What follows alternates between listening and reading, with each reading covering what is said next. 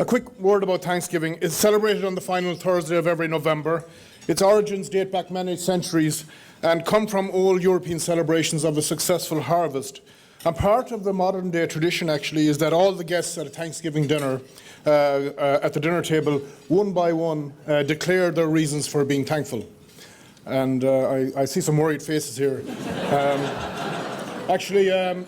I have a very vivid memory of that myself. It was back in 1998, actually, November 98. I was on an extended trip in the US, and that ran through Thanksgiving. And one of my colleagues over there, taking pity on me, I guess he was visualizing me on my own in a lonely hotel, watching daytime TV during Thanksgiving. So he invited me to join with he and his wife Nancy and their kids at his home, which I was delighted to accept. So I went along, and as we say in the west of Ireland, I didn't want to turn up at his house with one hand as long as the other, so I picked up a six-pack of Budweiser along the way. As the fellow says, when I'm out, I'm out. I went to his home and to their home, and they were a lovely family. You know, went in, there was American football on the TV, we had a glass of wine, we had chit-chat, the turkey was there in the middle of the table in all its finery. So we got to sit down, and I didn't know anything about this tradition of going around the table one by one. So Mark, that was his name, he, after one of the kids was asked to say grace, everything was going fine, and then Mark mentioned the tradition, and he said, as the guest, Jerry, we would like you to declare your reason for being thankful. So talk about being put on the spot, I had no idea about this. So me citing seeing the Galway footballers win Sam Maguire a couple of months previously for the first time in my career probably went a little bit over their heads, but that's my memory of that Thanksgiving tradition. So with 400 guests here this afternoon, you'll be glad to know we're not going to go around the tables one by one.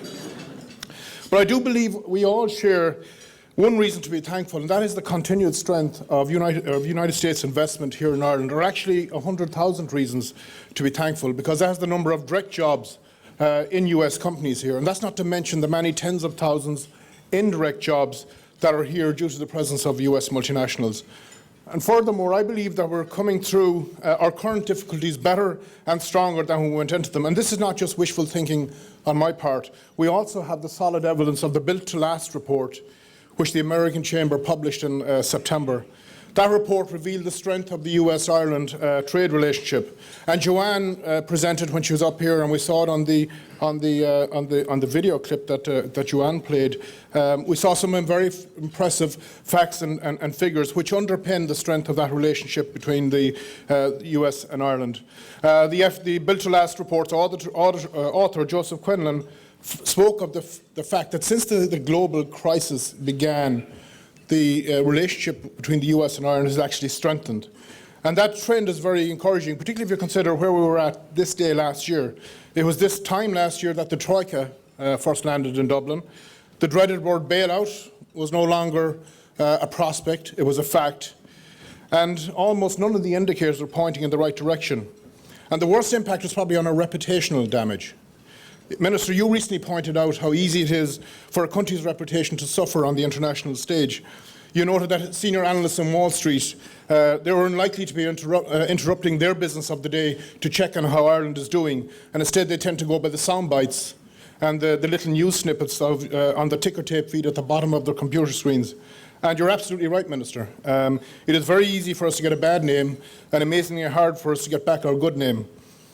But we worked hard as a country and as a multinational business community to do just that. We've gone back to basics, and we've redoubled our efforts to do all the things that has earned us our good reputation in the first place. And I believe it really has paid off to date. We've gone from being a virtual outcast in Europe to being the standard setter, not simply for austerity, but for setting the right economic and fiscal course and having the nerve to stick with it. We've restored stability both economically and politically, and with that our reputation has begun to heal. And the point about reputation is really, really important. You know, the perception that can be out there. And I have a personal example of that myself, and I think I shared this story before. It was earlier on this year. I was in the US. I was on a domestic flight between Boston and California with United, of course, Bob and Yvonne. But I was sitting beside a gentleman. We got talking, you know, and he said, he told me, myself and my wife, we had vacation in Ireland a few months previously. This was probably early on this year. And he said, I was really surprised at what I saw. And I said, well, what do you mean by that? Well, he said, there were throngs of people making their way to and from work every day. Your restaurants and bars were empty. He said, I remember on a Saturday in Dublin, there were tens of thousands of people inside the stadium. It was probably one of the rugby internationals. And I said, well, why did that surprise you? Well, he said, with all the stories and all I heard about you guys, all I expected to see was doom and gloom and inactivity.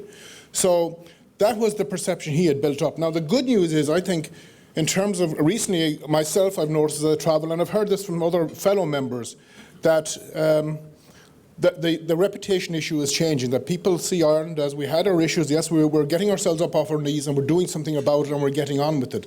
So reputation is really, really important, but I think we're winning the battle on that. And I'd like to commend everybody. We all have a part to play in it, the government, Barry O'Leary and his team at the IDA are doing tremendous work, and all of us. We're all ambassadors in our own way for the country. So, as I said, I think the pendulum is swinging back in the right direction. And I'm pleased to say that we're continuing to do all the right things. The publication by the government of the 4-year plan was very important. If there's one thing the markets and investors hate, it's uncertainty. And by publishing the plan, the government has dispensed a large portion of that very precious commodity, certainty. Of course, we all probably have our own ideas of what the fine detail of the budgetary adjustments should be, and we, the American Chamber, have shared our thoughts with the Minister Noonan in our pre-budget submission. The need to maintain a competitive 12.5% corporation tax regime is a given. So we didn't spend much time talking about that. And I do want to commend the Minister for your since taking up the role, your very firm stance on our corporation tax positioning. Just another comment on that. In any discussions between Eurozone members on closer fiscal supervision and coordination, Ireland must protect our successful business model and our independence and control over tax policy. The continued focus on cost correction is a given. So taking our corporate tax and cost correction as givens, in our pre-budget submission, we have focused on two other critical areas. And those two other critical areas are the retention and attraction of talent and the retention and attraction of new investment mandates. Regarding the first one, talent, for the economy to grow in the future, we need to be able to attract highly skilled people from around the world. And just as the government provides a pro-business environment in Ireland, there also needs to be a focus on this country's ability to attract people with specialised skills and talent, specialised skills that we don't have here today, including key decision-making senior executives to locate here. And in this regard, the Chamber has made a number of recommendations with regards to the Special Assignment Relief Programme in order to make it effective and operable.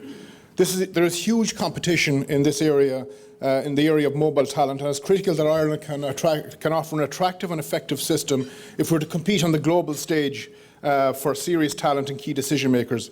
These executives generally have the ability to influence and indeed dictate where investment opportunities are made and where precious jobs are created. Other countries who operate competitive and user-friendly regimes in this area include the Netherlands, Israel, France, and more recently Cyprus. And look, this is not a matter of creating a special incentive to attract high earners. This is a matter of levelling the global playing field, which is ultimately a matter of attracting investment and creating jobs. In addition to attracting serious senior talent to Ireland, it is critically important that we retain our key leaders who are already based here. Income tax and pension policy plays a role in this. It's important that we hold the line on there being no income tax increases in 2012 and beyond.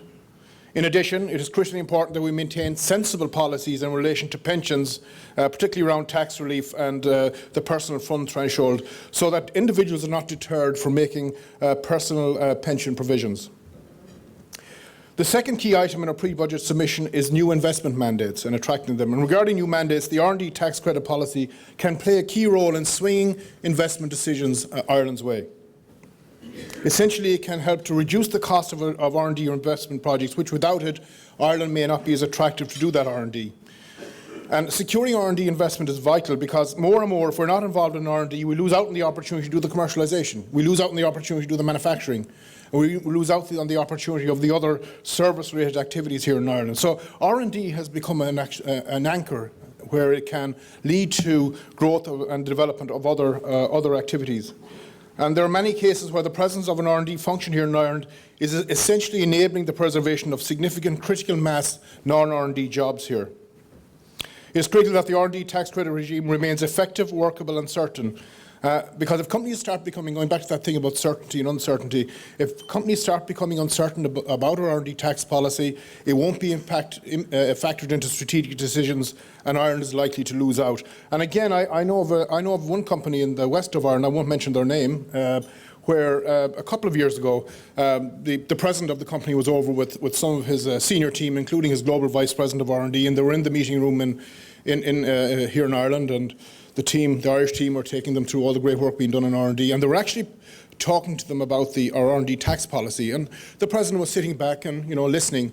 But and sometimes this can be very confusing. But they had a very simple slide. Look, and they use an example. If you've got $1 million R&D project, okay, with the type of R&D support that's available here, it costs you a net figure of this, which was a lot less than $1 million. So the president, he sat up in his chair and he said, "Can you take me through that again?" And it really resonated with him. And when he heard that, he turned to his head of R&D. He says, "Why aren't we doing more R&D here?" Now that company did get a big R&D project. Today, they commercialised the product out of Ireland. Today, there are 60 manufacturing jobs and 20 support jobs around it. Whereas if that R&D was done somewhere else, probably the manufacturing and the servers will also be done somewhere else. So it's really, really important in terms, not just for R&D's sake, but for the other opportunity that it can bring. Having said that, I think we can make our R&D tax policy even more compelling. The challenge with the current policy as it stands is that it is referenced off a base year of 2003. And the Chamber in our pre-budget submission recommends amendment around that 2003 base year issue. Because today we believe that there are companies who are being hampered from competing for new investment projects because they invested in R&D back in 2003 and before. So in effect, for being early movers in R&D and showing the way, they're now being penalised because of the way the policy stands. So I think there's some opportunity, or we, the Chamber, believe there's some opportunity there. And Minister, we are very willing to work with your officials to identify cost-effective initiatives to retrain and attract new investments and talent into Ireland. I want to conclude by sounding a note of caution. The job facing us is not nearly done. While we've continued to be successful in recent years in attracting on the foreign direct investment front, and the figures Joanne quoted earlier and that video clip underpins all that, we cannot afford to become complacent, and we certainly cannot afford to stand still. While we all accept the need to manage spending wherever possible and bring the public finances back into balance, Ireland still has to show that we have vision, that we're not a country caught in the quagmire of paying for the past, and that we're also looking to invest in the future. Education and skills must be protected. A lack of strategic and targeted investment in education and skills now will not only damage the prospects of the generation coming after us, but could undermine our economic recovery and impact on our reputation as a good place to do business. Finally, we must maintain a relentless and laser-like focus on cost. Our corporation tax regime, while welcome, is not nearly enough on its own. The National Competitiveness Council has a series of cost reduction programmes, and we, the Chamber, would like to see those executed as a matter of urgency. All the evidence from our members of the American Chamber is that Ireland's cost base still remains a deadweight on competitiveness and hence job creation. That said, compared to where we were this day last year, I see the glass as very much more than half full. On a global level, economic uncertainty will probably continue for a while. But Ireland, if we execute on the reform and recovery programme, and if we continue to front up to the tough decisions that need to be made, I believe and I'm confident in our ability to weather the storm and find our way onto calmer waters. Thank you very much.